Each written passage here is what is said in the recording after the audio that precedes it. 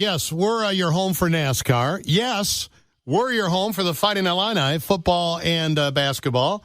We're also your home for the Chicago Fire, who are playing Minnesota United tonight in Minnesota, 7:30. You can watch it for free on Apple TV. I follow them marginally since it became the home of the Fire. Let's welcome to discuss Mark Followill. He's play-by-play announcer for MLS Season Pass. Mark, welcome to the program. How are you, sir? John, it's a pleasure to be with you. Speaking to you from my hotel in Minneapolis, where I just got done a few minutes ago with the lovely run to the Stone Arch Bridge in downtown Minneapolis over the Mississippi River, for any of your listeners who are familiar with that. We do have an excessive heat advisory up here today for heat indices over 100 degrees, but I'm from Dallas, so I'm impervious to running in the heat. So it's Dallas. It's all good. It's all good, And can I share with you my WLS story for the day? Please. Yes. So, I grew up in the 80s. And as you're about to hear, I had a really cool childhood because I used to love to sit in my room and listen to AM radio. That's kind of what got me interested in being initially in radio. And that's, over the years has transitioned into a career in television. And as I was growing up in the 80s at Dallas, Texas, one of the things that got me, probably the thing besides the love of sports that got me interested in listening or being on the radio, was listening to far off AM radio stations. And of course, that would include KDKA in Pittsburgh and WLW in New Orleans, or WLW in Cincinnati and WWL in New Orleans and KOA in Denver. And of course, you know where I'm going with this. I would frequently hear stations from Chicago, including WMAQ and WBBM and WLS. Yeah. So it's great to be on your station. Well, thanks. It does have some meaning way back in, and obviously that really cool, exciting childhood that you can tell that I had of sitting in my room listening to AM. A lot of us did the same thing. I grew up listening to LS in Michigan and all the other stations you mentioned as well. And every day I sit down here, I think it's a privilege and an honor to be on this radio station. Yes, sir. So a buddy of mine moved to Dallas years ago. A better opportunity for him and his business. He wanted to get out of Illinois, moved down there. He's been down there a few years. He said, I can't take it anymore. I think I'm going to move back north. He hasn't developed the resistance to the heat yet, I guess. Yeah. So the Fire versus Minnesota United, it's the League's Cup. What's special about the League's Cup? Well, I think what's special about it is, look, nothing like this has really ever been done before in world soccer, and that is two separate leagues in different countries stopping down in the middle of their season, obviously much, much farther into the MLS season. Of course, Major League Soccer is essentially two-thirds of the way into their season, and Liga MX in Mexico has only played 3 games in the first half of their season. They have a first half, an apertura, they call it, the opening. And in that, they crown a champion for that. And then they have the second half of the season, they call it Clausura, and they crown a champion for that. So not to wade too far into the weeds on that, but they're very early in the apertura of their season, just 3 weeks in. So it's incredibly unique to have two different countries, domestic leagues, stop down for a World Cup style tournament. And, it blends football culture from two different nations, but that have a lot of similarity. And obviously, as we know, there's a tremendous following of all of Liga MX, but especially the most popular Liga MX teams around the United States. So it's a really, really cool tournament. Mark Followill is here, MLS Season Pass play-by-play announcer. You can tell by that voice. Tonight, 7:30, available for free on Apple TV.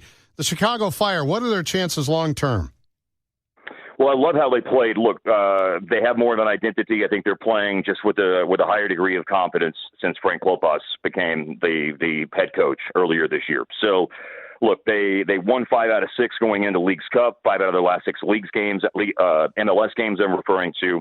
They vaulted themselves up into a playoff position. They're 8th right now in the Eastern Conference. And it would be incredible for this club to make the playoffs, missing it 9 of the last 10 years and 11 out of the last 13 years. So, the margins are thin, but I love how they played. And look, you can only play the games in front of you. And I thought, and I had the broadcast of their win over Nashville back on July the 8th.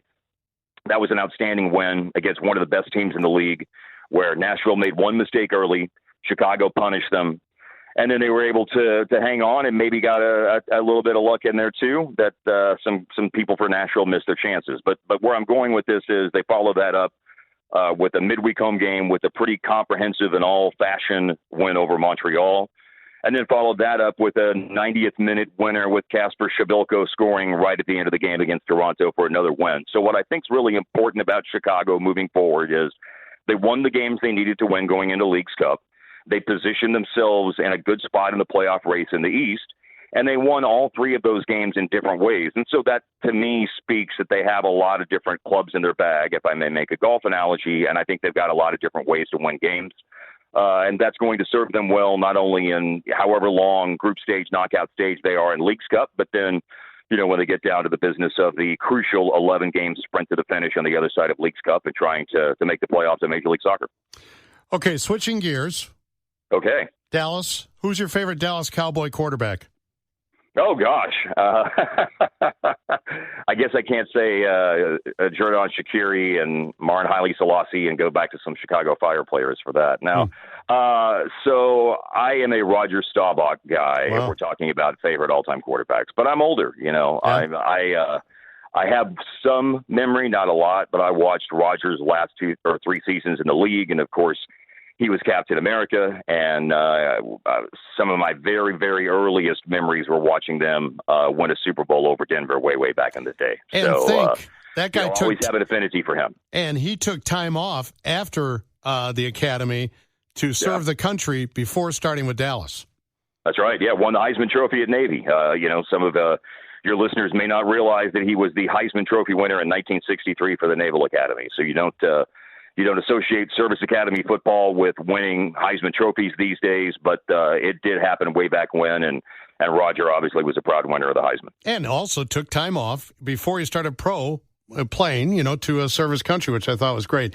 You called, and then was in a quarterback controversy with Craig Morton, if I may throw a name, a blast from the past. I remember Craig. You guys know something about quarterback duels and battles and controversies up here in Chicago. That we do. It wouldn't be a regular Bears season. We're not going over any new ground there. It wouldn't be a Bears season if we didn't have quarterback controversy. So I've heard you on Fox, NBC Sports. You're the voice of the Dallas Mavericks. However, you also called for the Big Ten Network some NU football games. Your thoughts on how that team goes forward, considering what they're going through? Well, look, man, it's going to be tough. I actually was at Big Ten Media Day yesterday, the first day of it in Indianapolis. As you know, John, that was the day that Northwestern was there. Their student athletes, their football players who were going to be part of the Northwestern contingent, collectively as a group decided not to go, given all that's going on right now. Look, I was very impressed with what David Braun had to say yesterday. This is a really difficult situation for him, but I thought he handled himself the best that he possibly could under extraordinary difficult circumstances. And, look, he said all the right things about, I know the focus, of course, is not what's going on the field, and understandably so. He said all the right things about how the teams come together and how he thinks it's going to galvanize things and galvanize them for, the challenges they're going to face and to be a better team than people expect on the field. So they have a really, really difficult season in front of them, obviously. But I think football coaches, all coaches, but in particular football coaches, are great leaders of men.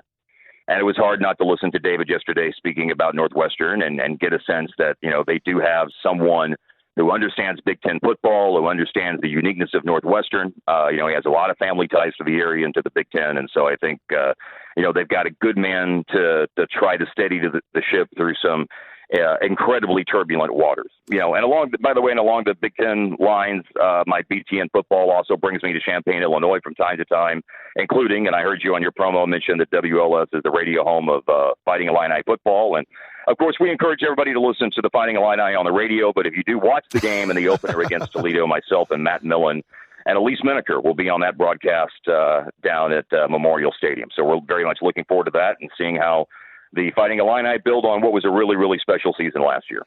Mark, nice talking with you. Hope to have you back. Yeah. We'll be watching tonight, Apple TV, as our Chicago Fire play Minnesota United. Leagues Cup, 7:30 in Minnesota. Thanks for your time, Mark.